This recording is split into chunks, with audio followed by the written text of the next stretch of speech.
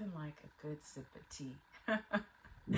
Hey everyone, my name is Amarachi. Welcome to Amarachi's Library, where we talk all things books, intellectualism, education, writing, and anything that fulfills your intellectual desires. Thanks so much for joining me here today.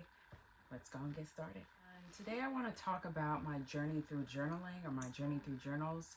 I am an avid writer. I've been writing my whole life. I could say writing is my first love. And what has gotten me through every chapter and every stage of my life has been my ability to use my pen and utilize that to write something that was dear to me, near to me, and that would eventually maybe help somebody else. And that is really where I feel like my strength lies. And as I've gone throughout the years of my life, I've realized that I haven't always approached writing the same way. I haven't always approached journaling the same way. And when I took a look at the different kinds of journals I've had, I realized that each type, each tactic, each way of journaling actually led me to something deeper. It served a very deep purpose, whether I fully knew it or not. So today I want to begin a series called My Journey Through Journaling, where I kind of go through each and every aspect of journaling that I've ever done and give it to you, be of service to you, and give you maybe some ideas on a different journaling tactic, or if you've tried something, maybe try it this way again. Or maybe there's something you're already doing and this is confirmation to keep doing it, and that angle, that way of approaching writing, of writing to release, is going to help you to get through a hard time or to arrive at a conclusion you're supposed to. All right, so let's get started with our first journal, and that is the dream journal. Okay, so as I said before, my journals are really personal to me, so I'm not going to be showing y'all the front of all of them, and this is one that is really personal to me, so I'm gonna just show y'all the back. But this is my dream journal, and I use this to, as the name says, to record my dreams and things that come up, themes that come up when I sleep, or when I'm like maybe a little sub like in that weird half awake, half asleep phase that we can sometimes be in. But I record anything I remember down in this book. When you record your dreams, you are I can't stress how important this is, y'all. When you record your dreams, you are making yourself into an even more powerful person, because you are understanding that you are not just a physical being, you are also a spiritual being, you are a soul, and you're recognizing that these two aspects of yourself together are what make you you. When you pay attention to your dreams, you pay attention to the yearnings, the thoughts, the desires, the anxieties that are resting in your spirit. You are acknowledging that, hey, there's this non-physical aspect of me that needs attention. There's this non-physical aspect of me that is speaking to me, that is telling me something, that is guiding me somewhere, that's warning me from something. And when you pay attention to the spiritual aspect of you, you just level up tremendously, everyone, because you realize, hey, I'm addressing all aspects of me, not just the parts of me that I can physically see and touch. That is why it is so important for you to write it down, okay? Because maybe there's a message in there. Maybe there's a warning in there. Maybe there's something you need to revisit and process better in there, that when you're going throughout your day and you're busy and you're just, you're talking to people, you're trying to pay your bills, you're going to work, you're, fighting off your landlord, when you're doing all of these things, you can't always think about all of the stuff that you've been storing for years sometimes, right? So that's why when it comes out in a dream, you gotta say, what is this telling me? What is that part of me that I don't get to address and talk to all the time during the day? What is that part of me trying to communicate? Then there's this added piece of God, of ancestors, of high level spiritual activity communicating with you as well, right? I have had people tell me, hey, I had my grandmother who was deceased pop up in a dream and tell me something. Let me tell you, the founder of the honey pot, how she even learned to cure, I believe it was her endometriosis or whatever issue she was dealing with, was she had a dream. Her ancestor came in a dream and told her, hey, this is what you need to do to heal. Come on. Imagine if she had ignored that, y'all. We wouldn't have the honey pot. Come on. Imagine if she said, that was weird. What kind of nonsense is that? Oh, that's weird. But she listened to that part of herself. She listened to her spirit talking to another spirit, her grandmother or whatever ancestor was, telling her, hey, this is how you heal. That is why it is so important to pay attention to your dreams. And guess what? Because she paid attention, because she was obedient, because she said, you know what, let me go and listen to this and act on it, it led to a business adventure. And look at that. The honey pot is known all over the globe. Come on, y'all. You gotta pay attention to the signs. Imagine if she had ignored that. She wouldn't have had her multi-million-dollar business. Come on, y'all.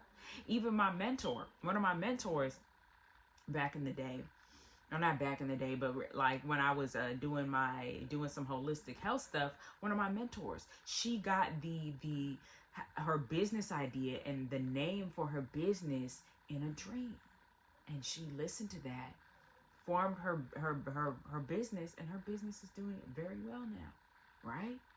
So there is so much power in these dreams, y'all, and we got to pay attention to them, because the answer you're looking for, you might not find it in the material, but you'll find it in the mystic. And like I said, we are not just physical beings. We are also spiritual beings. We have souls. So when our soul is talking to us, we gotta listen. We gotta listen. And the first step you can do to listening to the musings of your soul is to write down what your soul is saying. Write it down. Write it down. Write it down. So how exactly do you get started with a dream journal? Very simple, y'all. So firstly, just go ahead and get a journal that resonates with you. So this is the inside. This is some parts I haven't written on, but it's just very simple and it's very small, right?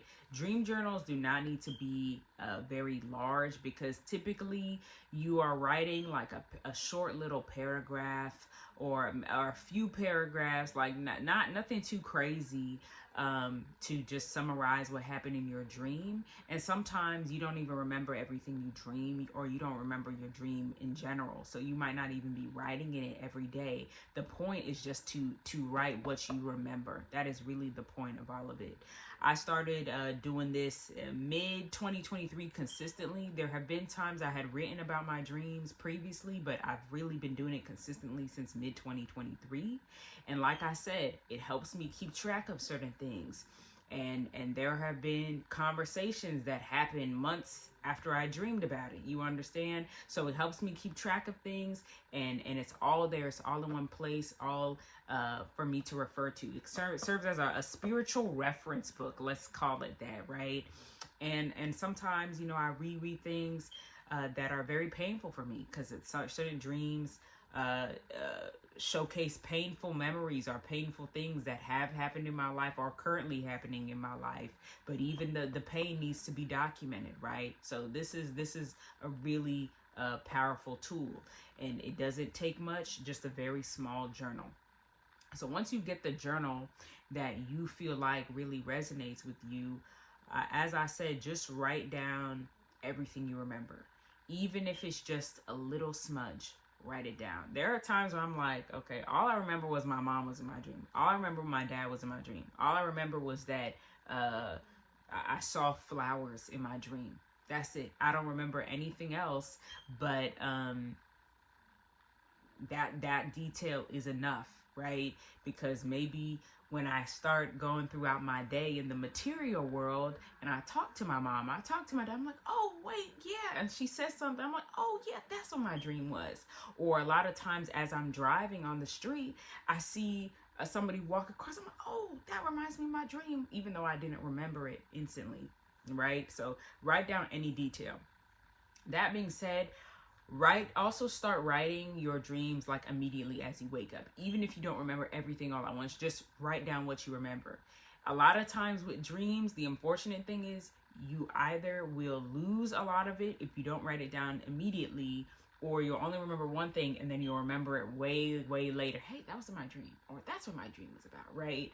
So just write down everything you can remember right when you wake up. And if you remember the rest of the dream as the day goes on, maybe type it in your notes. If you carry your dream journal outside of your home or your room, write stuff down there as well. But definitely write down everything you remember immediately. Once you write down everything that you remember immediately, I always leave a little space and then I write my own thoughts about what I dreamt. So, for example, if I had a dream about somebody in my life and the dream showed me, what our relationship would look like, then I write, hey, I think this is a sign that this relationship is going to be positive. Or, hey, I think this is a sign that maybe I shouldn't work with this person.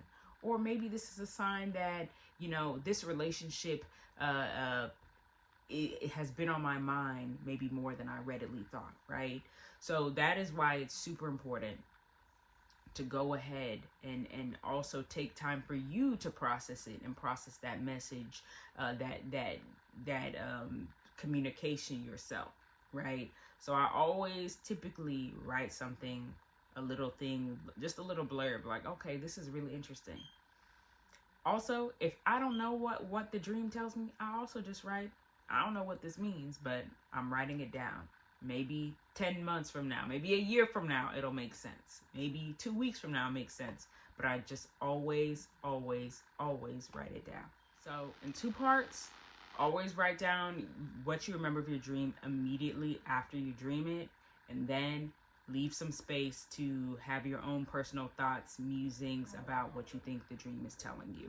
So that is all I have for y'all today regarding dream journaling. As I said, this is a very powerful spiritual tool, very powerful way for you to connect with your subconscious, to gain clarity about things. Prayers can be answered in dreams as well. So don't ignore your dreams, y'all. Even if your dreams are, are things that give you anxiety or can be somewhat unsettling, even that is something that needs to be addressed. Even that is telling you something about yourself, telling you about the state of your soul, right? Your soul is telling you something, or somebody else is somebody else is telling your soul something, whatever it is.